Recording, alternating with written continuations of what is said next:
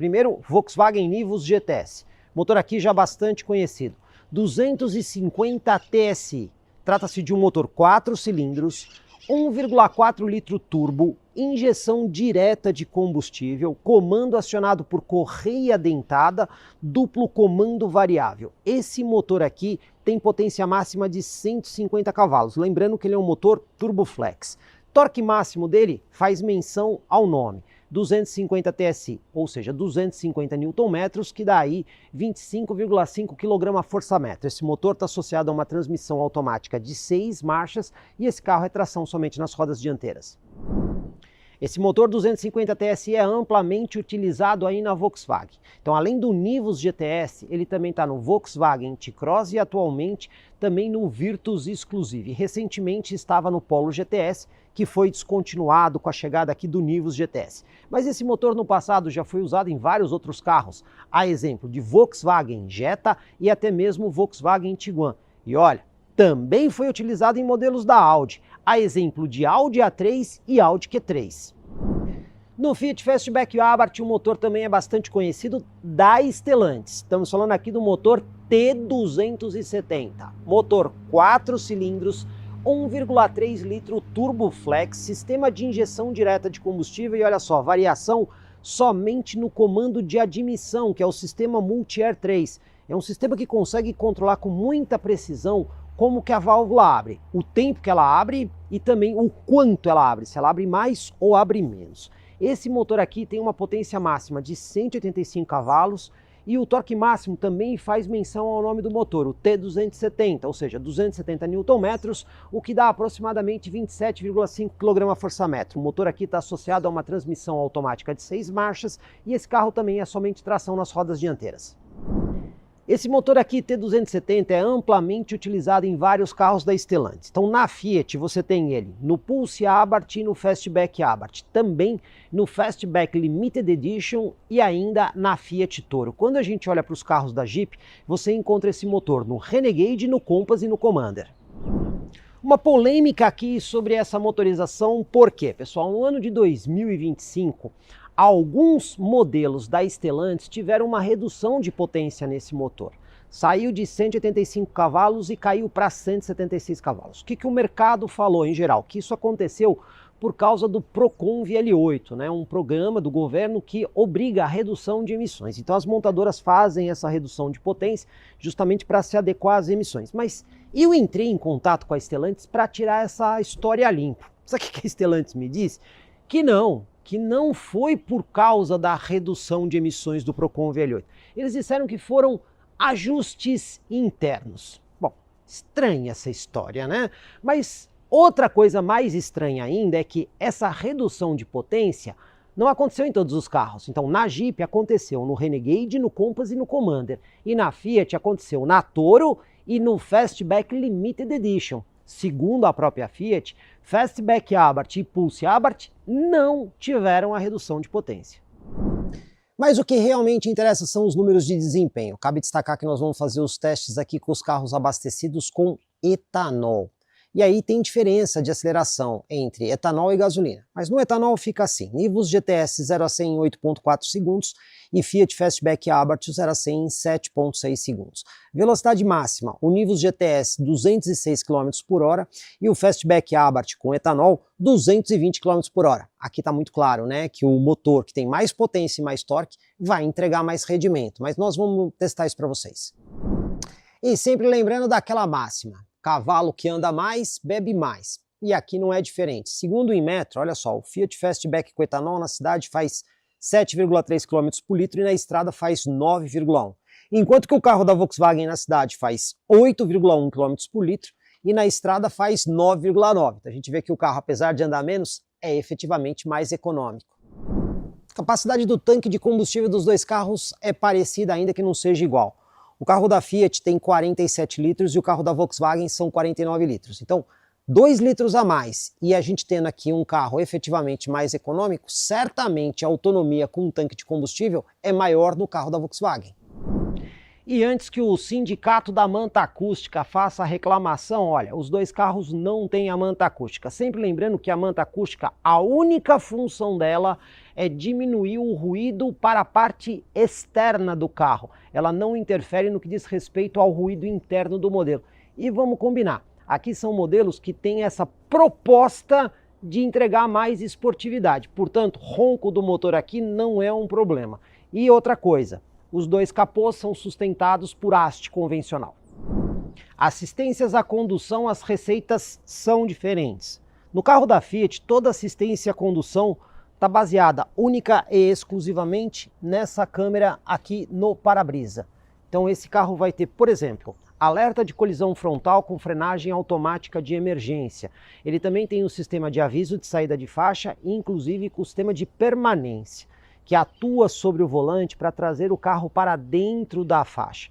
Mas esse carro não tem nem controle de cruzeiro adaptativo e nem o sistema de centralização de faixa. Quando a gente vem no carro da Volkswagen, temos uma solução mais completa aqui. Por quê? O carro ele tem a câmera ali no para-brisa, inclusive é uma novidade relativamente recente no Volkswagen Nivus. Mas além da câmera, ele já tem há muito tempo o radar eletromagnético que fica atrás aqui do símbolo da Volkswagen. Então o Volkswagen Nivus GTS, ele conta com controle de cruzeiro adaptativo, alerta de colisão frontal com frenagem automática de emergência e também o sistema de permanência de faixa, né, atuando sobre o volante para trazer o carro para dentro da faixa. E aí a gente vai testar também se esse carro aqui tem um sistema de centralização de faixa, mas em matéria de assistência à condução, claramente o carro da Volkswagen leva vantagem. Iluminação dianteira, receitas parecidas, mas não iguais. Aqui no carro da Fiat, toda a frente é iluminada em LED, mas você tem aqui o farol do tipo refletor parabólico, mais o LED. Isso aí é o farol baixo, farol alto e a luz de pisca totalmente em LED. Mas cabe destacar que esse carro aqui tem o farol auxiliar aqui embaixo em LED. Esse farol é extremamente importante para uma iluminação mais próxima do carro e mais aberta. Muito utilizada em duas situações: condição de neblina, por exemplo, ou até mesmo na estrada de serra, onde as curvas são mais fechadas, ele ajuda a identificar as faixas de rolamento mais próximas do carro. Mas esse carro aqui não tem ajuste de altura do facho do farol. Quando a gente vem no carro da Volkswagen, também a frente totalmente iluminada em LED com refletor parabólico. Temos o farol baixo, o farol alto, a luz de pisca. E uma outra coisa que você vai notar aqui é a assinatura luminosa, que ela começa no farol e ela se estende aqui na parte central do carro, vindo aqui até o símbolo, o que deixa o visual aqui mais bonito. Porém, esse carro não tem o farol auxiliar lá embaixo. Isso é uma das coisas que a gente vai testar para ver se a iluminação aqui consegue ser tão eficiente quanto o carro da Fiat, que tem esse recurso. Entretanto, o carro da Volkswagen tem um ajuste de altura do facho do farol. Então quando você coloca a carga lá atrás, né, tá com 3 pessoas e porta-malas cheio, a traseira do carro tende a descer e isso faz com que o facho do farol suba. Então com o ajuste de altura do facho do farol, você consegue fazer o ajuste para o farol não ofuscar outros motoristas. Esse é um recurso que o carro da Fiat não tem. O que a gente vai ter que fazer é testar os dois faróis para ver quem é mais eficiente em iluminação e se esse ajuste de altura realmente faz diferença. Ainda que o mercado e até mesmo as montadoras chamem esses carros de SUVs, aqui nós chamamos de crossovers. E como tais, eles precisam cumprir minimamente essa questão da aventura urbana. Então, olhando o porte dos dois, você percebe que a frente do Fiat Fastback ela é mais encorpada, ela é mais alta, principalmente aqui na parte superior. Mas o que interessa para a gente é como esses carros se comportam na questão de, por exemplo, teste de lombada. Para isso é importante ter os números aqui na frente. E olha só, o ângulo de entrada é extremamente importante. Aqui no Fastback, o ângulo de entrada dele é de 23 graus. Aqui no Volkswagen Nivus GTS, o ângulo de entrada é menor, 18,3 graus. E também tem a altura em relação ao solo. O Fiat Fastback tem uma altura mínima de 18,7 centímetros, enquanto o carro da Volkswagen tem uma altura de 17,1 centímetros. Por esses números, a gente imagina que o carro da Fiat se saia melhor nessa questão de valeta e lombada, mas a gente vai testar para ter certeza. E quanto ao tamanho, um dado muito importante é a distância entre eixos. Como a gente sabe, isso pode interferir no espaço interno, principalmente no banco traseiro. Aqui temos diferenças pequenas, porque o carro da Fiat tem um entre-eixos de 2,53 m, já o carro da Volkswagen tem 2,56 m, praticamente 3 centímetros maior, mas isso só dá para saber fazendo a medição do banco traseiro. Rodas e pneus. É claro que os carros terão rodas com desenhos diferentes, mas olha a curiosidade, mesma medida. Rodas aro 18 polegadas e aqui nós temos pneus 215 de largura nos dois modelos, perfil 45. Portanto, para efeito de estabilidade e até mesmo de frenagem, não serão os pneus que farão diferença. Vale destacar que essa roda aqui no Nivus GTS é um opcional, ela não vem de série. A de série no Nivus GTS sem acréscimo de preço é uma roda 17 polegadas, igual a que vem, por exemplo, no Nivus Outfit.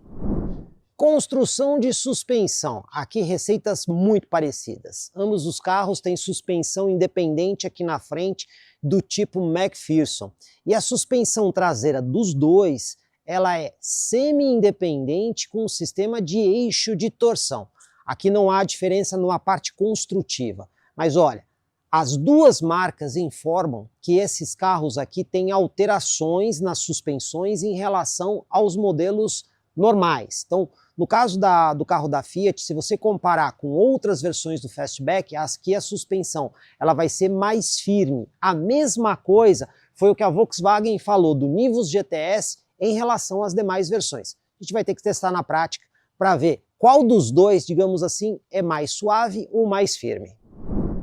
E nos freios? Aí tem uma diferença bem grande, porque o carro da Fiat, né, o Fastback Abarth, ele traz freio a tambor na traseira, né?